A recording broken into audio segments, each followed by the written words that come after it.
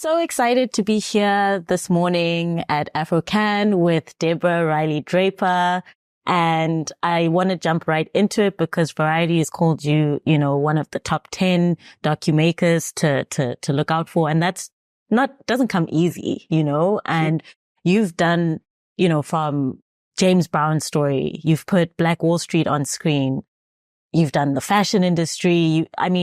You've done all of these incredible stories and through a Black lens. I'm going to ask the most obvious but important question, like why? Why do you think this is important and what compels you to tell these stories? Thank you. That's a really important question because I think as filmmakers, it's critically important that we know the why, right?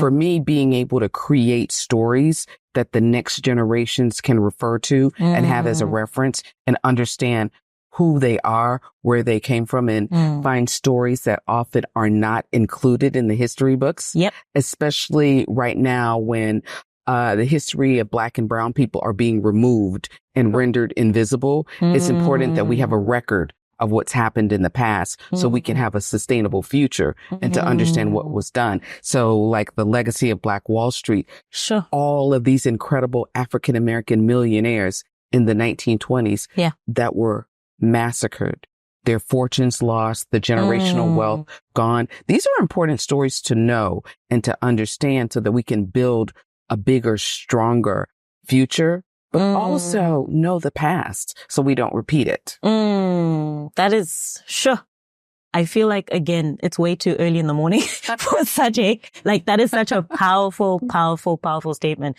I know you're a coffee buff. Have you had your coffee? Have you found I'm like, whatever you're drinking, I want some of that. You know what? My company's called Coffee Bluff Pictures and I don't drink coffee. Oh my God. That's hilarious. Actually, Coffee Bluff is the road that my grandmother's house sits on. So that's why the name Coffee Bluff. Because it's been in my family since the 1800s. So that's my connection to my own history and my own heritage. And that's critically important because I know what great sacrifices they must have made to own property in the 1800s. That's incredible. That is also such a deeply layered name, especially like what you're speaking about in terms of like people, the next generation, and them being able to look back and be able to see their history. I guess what I want to also know from you is this is deeply personal, Deeply personal. It's deeply personal. And like, are any of you, as filmmakers, a lot of the time we're trying to understand ourselves, we're trying to understand the world we live in through our filmmaking. Are any of the projects that you've worked on, All of them, James Brown, Say It Loud, I think probably is really critical to my transformation that came out this year. But when I really unpack the song, Say It Loud, I'm Black and I'm proud. Yeah. Right. That is not only a mantra, but it's also, it's for us to understand that when we walk into the room, we get to take up space. Yeah. We get to own and have agency about not only the stories we want to tell, but the type of filmmaker we want to be. And we get to say it loudly, loudly enough for the future, loudly enough for the past, so that my grandparents and my great grandparents know that I'm here and they know that I'm working to ensure that we're not only just here, but we're thriving. And for Legacy of Black Wall Street, the possibilities, right? Like what they were able to create out of nothing. Yeah. That means you and I get to create anything. Yeah. Because they were able to create amazing things. So that blueprint for success is already there. And for Olympic Pride, American Prejudice, the 18 African Americans who defied Hitler and Jim Crow, what resilience, what tenacity. Yeah. So these are big themes that we get to hold dear and carry and know that someone before us did it already, so we can do it too. Oh, I think that is something that is so critical and personal to every person. Filmmaker. Yeah. Every filmmaker. And every person who's grown up watching TV, which is like pretty much everyone. All of us. And like seeing ourselves on screen in that way, seeing real stories. Real heroes. And that's bringing me to my next question. Like for you, why documentary? Well, I also direct narratives as well, but there's something really important about understanding real people in real circumstances who've achieved such great things and even lost such great things because it creates empathy with us. I think there's something important about documentaries because it connects us to these people. It connects us to history. It connects us to these seminal moments that we may have read about in a book and not known all of the players or all of the characters who are involved. So this really opens up our eyes to the world, the entire world. And I love, when I'm looking at your filmography, I love how you've it's like these big things, Black Wall Street. It's the Olympics. Black fashion. Yeah, it's fashion. Yes. And then you're just locating us in there. I belong in the space. We belong in the space. Exactly. Whether it's sports, fashion, business, we've been there. We've been. And I think so many times we don't recognize where we've been and how important we've been. And how we've contributed. And how we've contributed at such high levels. Yep. And erasure is so profound, and being able to create work that's anti-erasure is critical. Yeah. I think for me, that's one of the biggest things that really stood out about your work. And one of the questions that I had for you is you've done these really massive projects. What surprised you, on a set or in a production? There's so many interesting, and I do want to, before we close, I must ask where we can see all of this work, because I know everyone's going to be thinking, where can I see all of this? Wonderful. But tell me something that surprised you, the most. One of the things that surprised me with Legacy of Black Wall Street was Mrs. Williams was this entrepreneur in the 1920s in Greenwood, Oklahoma. And she owned 3 movie theaters. Oh my God. She had a chain of movie theaters. Can you imagine that? And I was shocked. I never knew that detail. I never knew we owned a chain of movie theaters, especially back then. I think being able to learn history that you've not learned in the university is so empowering. I think that was fun. I think learning that James Brown had been sampled 15,000 times was incredible, because well into the next 200 years, that music, those beats, those samples, it means his genius, his creative genius will live on. So the things we create as artists live on. So the things we make, doesn't just impact us right now.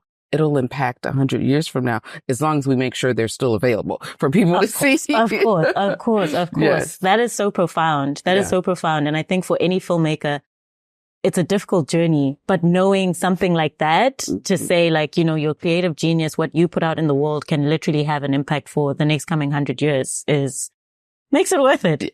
I lecture at universities a lot, and I always show the exact same thing. I show this clip from 1896 called Watermelon Man that Thomas Edison did.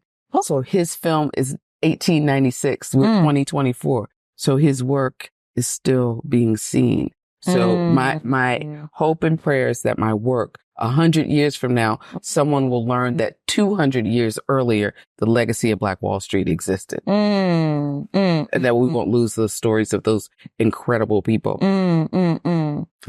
Just a question. So where can we see the Black Wall Street one, the one about the Olympics, the one about the fashion? And then, they're all on Prime. They're also on Tubi. James Brown Say It Loud just came out on A&E, so you can watch it on A&E, Hulu, and Prime. So you can check it out. There's no excuse for not seeing it. There's no excuse for not seeing it. And my company again is coffeebluffpictures.com, and I'm Deborah Riley Draper.com. Yeah. I mean, I love that, and I'm I had to say it before, because I was I'm sure people are just if they haven't already seen it, I'm sure a lot of people have already seen it, but new audiences are going to want to jump in. And I have another question. Please. Just as we wind down. Obviously a lot of our stories have a lot of, I was saying, surprising things, but there's also a lot of pain sometimes. Trauma. There's trauma that we're kind of discussing and unpacking. And what's something that, really stood out to you, in any one of your projects? What was really interesting to me, in 2 projects. In Olympic Pride, it was the level of, anti-Black actions that took place. Yet these athletes prevailed and they still won gold medals. So they didn't just have to navigate the sport. Yeah. They had to navigate the politics of the sport and the politics of being on the world stage as a person of color. As you do as a journalist, as you do as a filmmaker, as you do as a writer. Sometimes the spaces we have to navigate are more difficult than the stories we have to tell or the race we have to run, right? So that combination of both having to be a diplomat and an athlete, or in the case of, James Brown, understanding how to operate within the space of music as a Black person who had only been educated to the 7th grade. Shucks. So the ability to make your moves, right? Yeah. And make your moves in spite of is really important. Yeah. The obstacles didn't hold any of these heroes back. They ran right through them. I mean, with trauma, with pain. Some of them handled the pain well, some of them didn't. But the pain is there and it propelled people in some ways. I mean, that's like, it's literally just giving me so much. Yeah. There's just an incredible energy in the space right now. And I think the work that you do is so, so important. Like, and because we have to wrap up, I want to ask, what story, like you're telling such massive stories, what's the one story you're itching to tell? I'm itching to play in the Harlem Renaissance space, but I optioned the book Coffee Will Make You Black by April Sinclair, which is his coming of age story set in the 60s. So I can't wait to tell that story. Okay. Yeah. Well, I think all of us are waiting for you to tell that story. I'm going to check the book out. The book's fantastic. Please read it. And then, but this has just been a very spiritual conversation in a very weird way. So but I wasn't expecting it at all. But I think your work speaks for itself, and your presence here has also kind of, it breathes into your work. I can tell. Well, thank you. What a wonderful thing to say. I appreciate that so much. Yeah, but thank you so much. I really appreciate this conversation. Thank all of you. Yeah. And so thanks again to AfroCannes and Deadline. This has been fantastic.